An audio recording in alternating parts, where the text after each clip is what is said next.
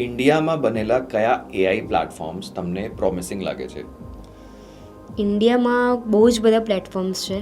Honestly કહું તો હવે તો ઘણા બધા આપણે હમણાં એઆઈ સમિટ પણ થયો તો એમાં પણ ઘણા બધા પ્લેટફોર્મ્સની વાત થઈ. સ્ટાર્ટઅપ્સ ઘણા બધા નવા આવી ગયા. પણ કૃત્રિમ.ai કરીને એક ટૂલ છે, મતલબ LLM છે, લાર્જ લેંગ્વેજ મોડલ, જેમ કે ChatGPT છે, જેમિની છે, એ બધા એક લાર્જ લેંગ્વેજ મોડલ કહેવાય.